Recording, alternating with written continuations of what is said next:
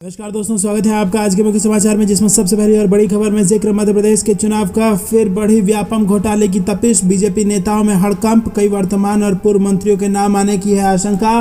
दूसरी breaking news में जिक्र होगा कि मध्य प्रदेश में कमलनाथ दिग्विजय सिंह बोले कि कांग्रेस कार्यकर्ताओं पर अत्याचार बंद नहीं हुआ तो भर देंगे जेल। तीसरी ब्रेकिंग न्यूज में जिक्र होगा कि 50 दिन बाद राहुल गांधी के साथ मैदान में दिखेगी ये बड़ी जोड़ी, कांग्रेस ने बनाई है इसकी योजना। भारत जोड़ो यात्रा से बड़ी खबर। चौथी ब्रेकिंग न्यूज में आपको बताएंगे कि कर्नाटक और महाराष्ट्र सीमा विवाद पर पीएम मोदी की चुप्पी ठीक नहीं, सामना में संजय राउत ने उठाई सवाल। और पांचवी ब्रेकिंग न्यूज में जिक्र होगा कि 15 साल में घट गई बीजेपी की 37% सीटें, क्या मध्य प्रदेश के विजय रूपाणी बनेंगे शिवराज। दोस्तों, हर एक खबर की गहराई में आपको ले जाएंगे, लेकिन उससे पहले अगर आपको भी ऐसा लगता है कि मध्य प्रदेश में कांग्रेस सरकार बनने जा रही है तो वीडियो को लाइक, चैनल को सब्सक्राइब और बेल आइकन जरूर दबाइए और कमेंट में अपनी राय बताइए। दोस्तों, जो करते हैं सबसे पहली और बड़ी खबर की तरफ। फिर बढ़ी व्यापम घोटाले की तपिश, बीजेपी नेताओं में हड़कंप, कई वर्तमान और पूर्व मंत्रियों के नाम आने की है आशंका। जी हाँ दोस्तों, आपको बता दें कि मध्य प्रदेश में व्यावसायिक परीक्षा मंडल यानी कि व्यापम घोटाले की तपिश एक बार फिर बढ़ने वाली है और इसकी आंच सत्तारूढ़ी बीजेपी के कई नेताओं से लेकर कई वर्तमान और पूर्वी मंत्रियों तक पर आने की आशंका जताई जा रही है और इससे भगवा ब्रिगेड में अंदर ही अंदर हलचल का माहौल है।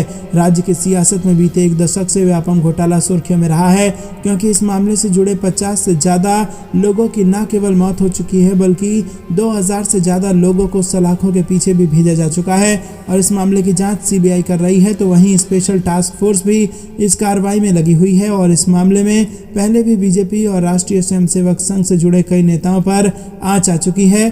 पूर्व मंत्री लक्ष्मीकांत शर्मा के अलावा कई बीजेपी और कांग्रेस के नेता जेल भेजे जा चुके हैं। और दोस्तों, इतना ही नहीं, राष्ट्रीय स्वयंसेवक संघ के 2 बड़े पदाधिकारियों को भी इस घोटाले की आंच ने झुलसाया है।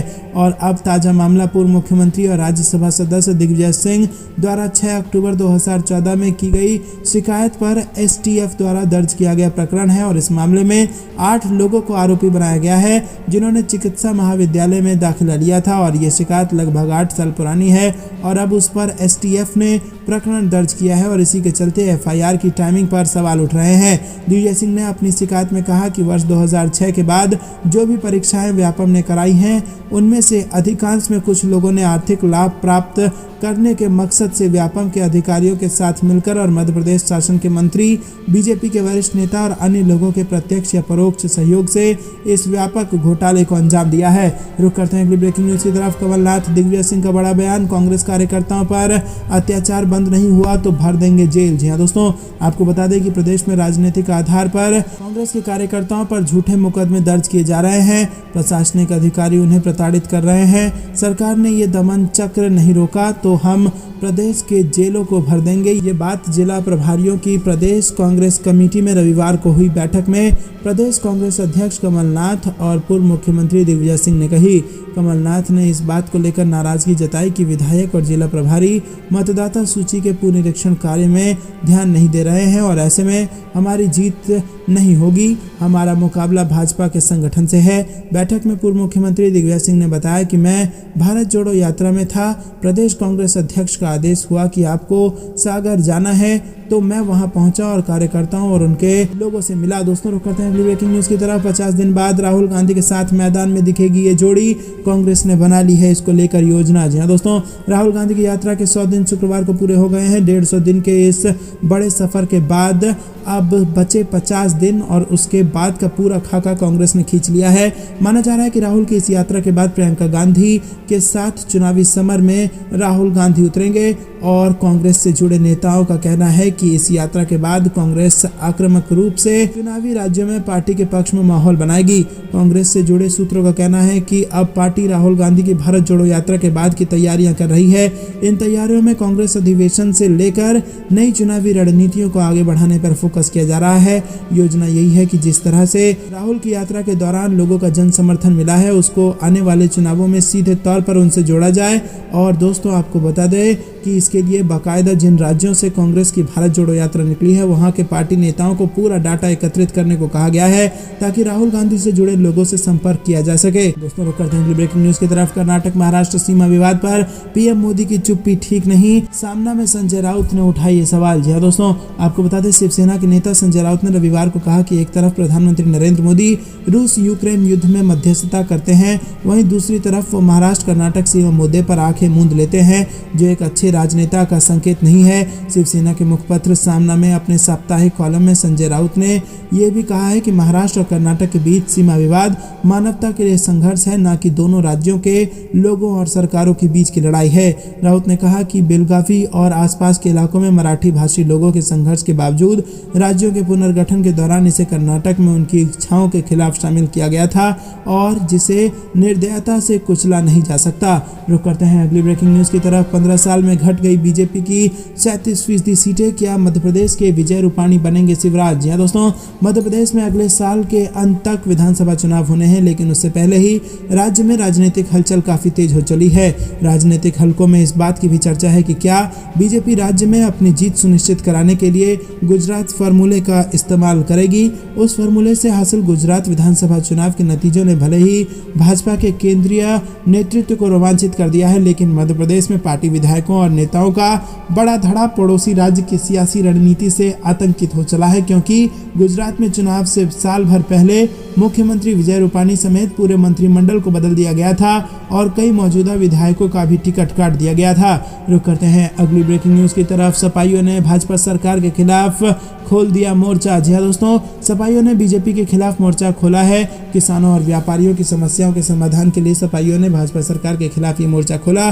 शनिवार को पार्टी कार्यालय से पैदल कलेक्ट्रेट पहुंचे और इसके बाद राज्यपाल को संबोधित 9 सूत्रीय मांग पत्र जिला अधिकारी को सौंपा गया। सपा के पूर्व विधायक व निवर्तमान जिला अध्यक्ष लालजी यादव की अगुवाई में सपाई कलेक्ट्रेट पहुंचे और भाजपा के खिलाफ नारेबाजी की। सरकार को जनता और व्यापारी विरोधी बताया गया। रुक करते हैं अगली ब्रेकिंग न्यूज की तरफ। तू मैं के बाद आपस में उलझे बीजेपी नेता, गाली गलौज के बाद आई हाथापाई की नौबत। जी दोस्तों, राजधानी जयपुर में एक बार फिर बीजेपी कार्यकर्ताओं के बीच आपसी फूट खुलकर सामने आ गई है। बीते शनिवार को जयपुर में पाकिस्तान के विदेश मंत्री के खिलाफ हुए एक प्रदर्शन के दौरान बीजेपी कार्यकर्ता आपस में उलझ गए, जिसका एक वीडियो अब सोशल मीडिया पर वायरल हो रहा है। दरअसल शनिवार को जयपुर शहर में बिलावल भुट्टो के खिलाफ प्रदर्शन का आयोजन किया गया था, जहां प्रदेश बीजेपी मुख्यालय के बाहर जयपुर शहर बीजेपी के 2 पदाधिकारियों और एक कार्यकर्ता के बीच जमकर गाली गलौज हुई और वहां हालात इतने बिगड़ गए कि दोनों नेताओं के बीच हाथापाई तक की नौबत आ गई। मामला तूल पकड़ते देख वहां मौजूद अन्य बीजेपी कार्यकर्ताओं ने माहौल को शांत करवाया। रुक करते हैं अगली ब्रेकिंग न्यूज की तरफ। सांसद नकुल नाथ ने निकाली भारत जोड़ो उपयात्रा, हजारों की संख्या में शामिल हुए लोग। जी हाँ दोस्तों, आपको बता दें मध्य प्रदेश से भारत जोड़ो यात्रा के राजस्थान जाने के बाद कांग्रेस सांसद नकुल नाथ ने छिंदवाड़ा के परासिया विधानसभा में शनिवार को भारत जोड़ो उपयात्रा निकाली। नकुल नाथ ने बड़कुही से गांधी प्रतिमा का माल्यार्पण कर भारत जोड़ो उपयात्रा की शुरुआत की और इस दौरान नकुल नाथ के साथ हाथ में तिरंगा थामे बड़ी संख्या में युवा उनके साथ चल रहे थे। वहीं खुद सांसद नकुल नाथ हाथों में तिरंगा लेकर आगे चलते हुए पब्लिक से भारत जोड़ो के नारे उन्होंने लगवाए। नकुल नाथ ने यात्रा में करीब 6 किलोमीटर से ज्यादा दूरी तक हाथ में तिरंगा लेकर कार्यकर्ता और आम जनता के साथ पैदल यात्रा की।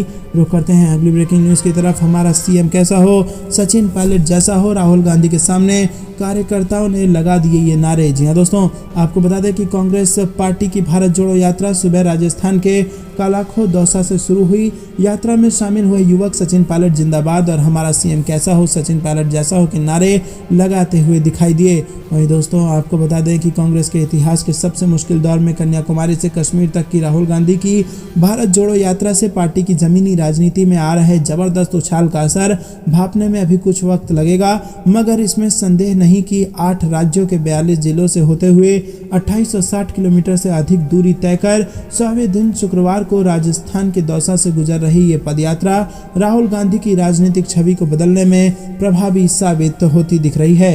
रुक करते हैं अगली ब्रेकिंग न्यूज की तरफ। आजादी मांग रहे पीओके के लोग बांग्लादेश की स्वतंत्र स्वतंत्रता का जश्न मनाकर दिया संदेश। जी हाँ दोस्तों, आपको बता दें कि पाकिस्तान के कब्जे वाले कश्मीर के लोग आज़ादी की मांग कर रहे हैं। पीओके में लंबे समय से आज़ादी को लेकर जगह जगह पर विरोध प्रदर्शन हो रहा है और इस बार उन्होंने बांग्लादेश की स्वतंत्रता का जश्न मनाकर पाकिस्तान को एक बड़ा संदेश दिया है। बांग्लादेश के स्वतंत्रता संग्राम को चिन्हित करने के लिए शुक्रवार को पाकिस्तान के कब्जे वाले कश्मीर के बाग और हजीरा में प्रदर्शन आयोजित किए गए। बता दें कि बांग्लादेश कभी पूर्वी पाकिस्तान हुआ करता था, लेकिन एक लंबे संघर्ष के बाद पूर्वी पाकिस्तान को पाकिस्तान से अलग कर बांग्लादेश राष्ट्र का निर्माण किया गया। भारत ने इसमें बहुत महत्वपूर्ण भूमिका निभाई थी। रुक करते हैं अगली ब्रेकिंग न्यूज की तरफ। सेना का बड़ा बयान, कहा चीन बॉर्डर पर हालात कंट्रोल में। पूर्वी कमान के कमांडर बोले शांति हो या युद्ध, हम देश की रक्षा को हमेशा तैयार। जी हाँ दोस्तों, तवांग झड़प मामले में सेना की तरफ से आधिकारिक बयान आया है। पूर्वी सेना के commander lieutenant general RP Kalita ने कहा कि चीन बॉर्डर पर स्थिति नॉर्मल है। बुमला पास पर झड़प को लेकर फ्लैग मीटिंग की गई है और इसमें दोनों देश के कमांडर मौजूद थे। जनरल कलिता ने कहा कि शांति और युद्ध दोनों स्थितियों में हम अपने देश की रक्षा के लिए हमेशा तैयार रहते हैं। तवांग में अब हालात पूरी तरह से हमारे कंट्रोल में है। उन्होंने कहा कि 9 दिसंबर को भारत और चीन के सैनिकों में हाथापाई हुई। इस दौरान हमारी सेना ने मजबूती से चीनी सेना का मुकाबला किया। हालांकि कुछ जवानों को मामूली चोटें भी आई हैं। रुक करते हैं ब्रेकिंग न्यूज की तरफ। जम्मू में तिब्बत के पीएम का बयान, तवांग घटना चीन की सुनियोजित साजिश, भारत करारा जवाब देने में पूरी तरह सक्षम। जी हाँ दोस्तों, तिब्बत के प्रधानमंत्री पोपा सेरिंगला ने कहा कि चीन ने तवांग घटना को सुनियोजित तरीके से अंजाम दिया है। चीन का नेतृत्व और सरकार खुद को वर्तमान में असुरक्षित महसूस कर रही है। वह अपने देश की जनता का ध्यान हटाने के लिए भारत में इस तरह की गतिविधियों को अंजाम देने में लगी हुई है। उन्होंने कहा कि भारत अब 1962 वाला देश नहीं है। भारत अब बदल चुका है और यहाँ पर प्रधानमंत्री मोदी जैसा मजबूत नेतृत्व है और ऐसे में उन्हें लगता है कि भारत चीन को करारा जवाब देने में सक्षम है। उन्होंने कहा कि भारत को मजबूती के साथ अपनी स्थिति पर टिके रहने की जरूरत है, क्योंकि चीन कभी भी कमजोर देश का सम्मान नहीं करता है। रुक करते हैं ब्रेकिंग न्यूज की तरफ। परमाणु बैलिस्टिक मिसाइल अग्नि 5 की रेंज बढ़ाई गई। अब 7000 किलोमीटर से ज्यादा दूरी तक कर सकता है हमला। जी हाँ दोस्तों, भारत अब अग्नि 5 मिसाइल के वजन में काफी कमी आने से 7000 किलोमीटर से अधिक के लक्ष्य को भेजने में सक्षम होगा।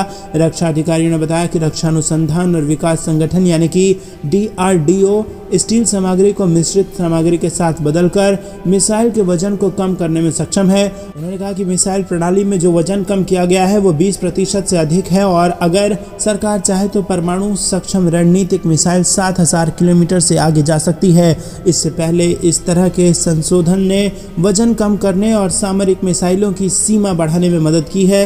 रुक करते हैं अगली ब्रेकिंग न्यूज की तरफ। बिलावल भुट्टो के खिलाफ लखनऊ में भी प्रदर्शन, बीजेपी कार्यकर्ताओं की जोरदार नारेबाजी। जी हाँ दोस्तों, पीएम मोदी पर पाकिस्तान के विदेश मंत्री बिलावल भुट्टो के आपत्तिजनक बयान को लेकर भारत में जमकर आक्रोश है और इसके खिलाफ शनिवार को बीजेपी का देशव्यापी प्रदर्शन जारी है। यूपी के लखनऊ में भी बीजेपी कार्यकर्ताओं ने विरोध जताया।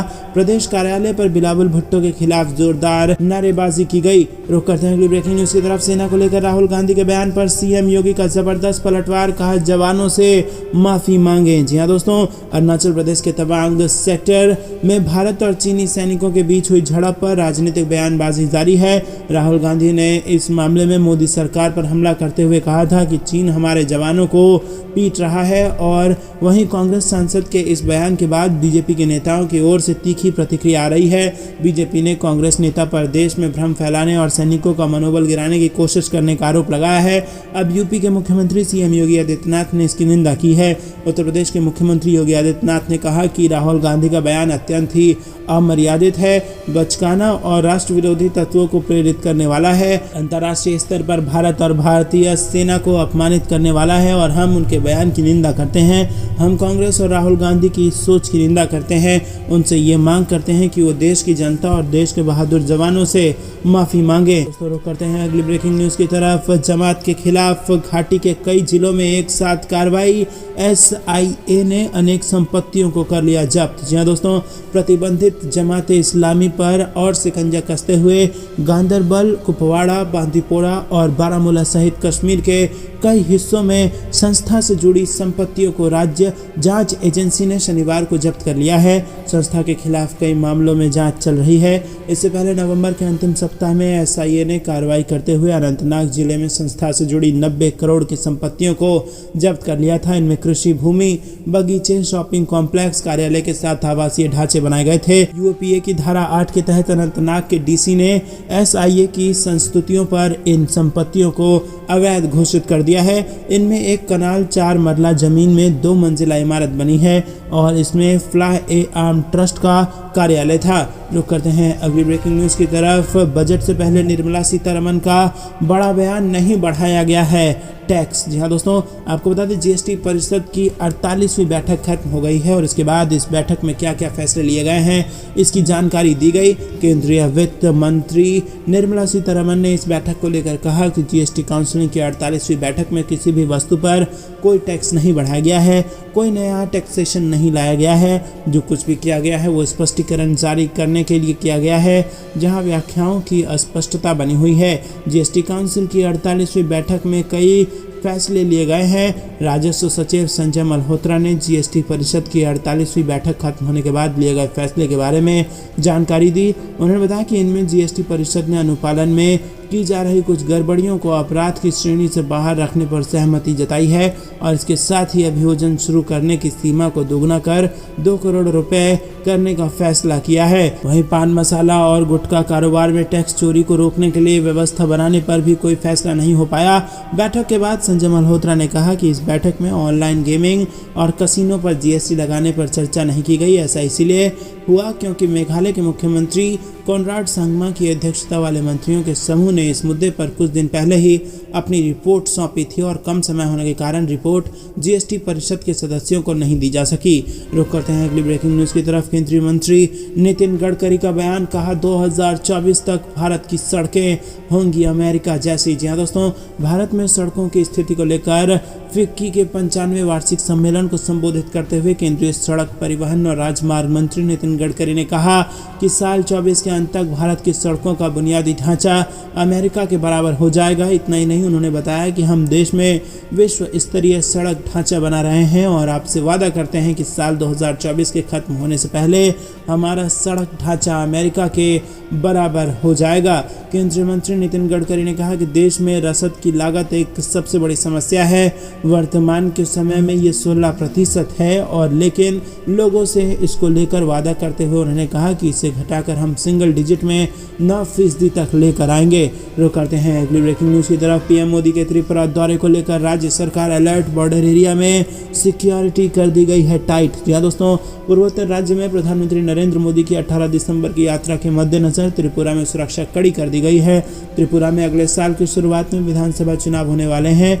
पश्चिम त्रिपुरा के जिलाधिकारी देवप्रिय वर्धन ने बताया कि प्रधानमंत्री महाराजा वीर विक्रम हवाई अड्डे पर रविवार को दोपहर 2:25 पर पहुंचने की संभावना है और वहां से वह अगरतला के विवेकानंद मैदान जाएंगे। यहां उनके कड़ी सुरक्षा व्यवस्था के बीच एक रैली को संबोधित करने का कार्यक्रम है। दोस्तों, रुक करते हैं ब्रेकिंग न्यूज की तरफ। चीन से मुकाबले की पूरी तैयारी, अरुणाचल और लद्दाख में धड़ाधड़ सड़कें बना रहा है भारत। जी हाँ दोस्तों, आपको बता दें कि चीन के साथ जारी सीमा विवाद के बीच भारत सीमावर्ती इलाकों में तेजी से सड़कों का निर्माण कर रहा है। सीमा सड़क संगठन ने पिछले 5 वर्षों में अरुणाचल प्रदेश में 3097 किलोमीटर और केंद्र शासित प्रदेश लद्दाख में 3140 किलोमीटर सड़कों का निर्माण किया है। भारत सरकार ने शुक्रवार को संसद में ये जानकारी दी है। रक्षा राज्य मंत्री अजय भट्ट ने लोकसभा को बताया कि रक्षा मंत्रालय ने सीमावर्ती क्षेत्रों में सड़कों के निर्माण का काम बीआरओ को सौंप दिया है। सड़कों के निर्माण को लेकर सेना द्वारा 5 साल की लंबी अवधि के रोल ओवर वर्क्स योजना के आधार पर प्राथमिकता तय की गई है। अपने लिखित जवाब में उन्होंने देश भर में बनी सड़कों की लंबाई का डेटा भी साझा किया है और इसके मुताबिक पिछले 5 सालों में 10 राज्यों और 3 केंद्र शासित प्रदेशों में 13,525.417 किलोमीटर में फैली कुल 257 सड़कों का निर्माण किया गया है। रुक करते हैं अगली ब्रेकिंग न्यूज की तरफ। पाकिस्तान के विदेश मंत्री के खिलाफ दून में भाजपा का प्रदर्शन, मंत्री विधायक भी हुए इसमें शामिल। जी हाँ दोस्तों, पाकिस्तान के विदेश मंत्री बिलावल भुट्टो भुट्टो के विवादास्पद बयान को लेकर बीजेपी ने घंटा घर पर जोरदार प्रदर्शन किया और इस दौरान बिलावल भुट्टो का पुतला दहन किया गया। दोस्तों रुक करते हैं अगली ब्रेकिंग न्यूज की तरफ। सुपर पावर बनेंगे पर किसी की जमीन नहीं कब्जाएंगे, राजनाथ सिंह का चीन को कड़ा संदेश। यहाँ दोस्तों तवांग सेक्टर पर चीनी दुस्साहस को लेकर देश भर में उबाल है। हालांकि सेना चीन की पीएलए सैनिकों को मुंहतोड़ जवाब दे चुकी है। अब रक्षा मंत्री राजनाथ सिंह ने चीन को कड़ा संदेश दिया है। राजनाथ ने कहा है कि हमारा लक्ष्य सुपर पावर बनना है, लेकिन इसकी एवज पर हम किसी दूसरे की जमीन पर कब्जा नहीं करेंगे। राजनाथ ने यह बयान चीन की विस्तारवादी नीति को लेकर दिया है। तवांग सेक्टर पर हालिया हुए संघर्ष को लेकर रक्षा मंत्री राजनाथ सिंह ने चीन को खड़ी खड़ी सुनाई है। फिक्की के एक कार्यक्रम को संबोधित करते हुए राजनाथ ने कहा कि पीएम ने लाल किले से अपने संबोधन के दौरान देश को 5 प्रतिज्ञाओं के बारे में बताया था जो भारत को सुपर पावर बनाने के लिए आवश्यक है, लेकिन इसका मतलब ये नहीं माना जाना चाहिए कि हम किसी देश पर हावी होना चाहते हैं या कोई अन्य देश हमारी 1 इंच जमीन पर भी कब्जा करने का इरादा रख सकता है। ताइवान का मुद्दा हो या अरुणाचल प्रदेश का तवांग सेक्टर हो, चीन की नज़र हमेशा से ही दूसरे की सीमाओं पर रही है। दुनिया जानती है कि दूसरे देश की सीमाओं पर अवैध कब्जा और आढ़े टेढ़े तरीके से किसी भी हालत में जमीन हथियाना चीन की पुरानी पॉलिसी का हिस्सा रही है। इस बार अरुणाचल प्रदेश के तवांग सेक्टर पर चीन को ये हिमाकत भारी पड़ सकती है। 9 दिसंबर को चीनी सैनिकों की घुसपैठ का भारतीय जवानों ने मुंहतोड़ जवाब दिया।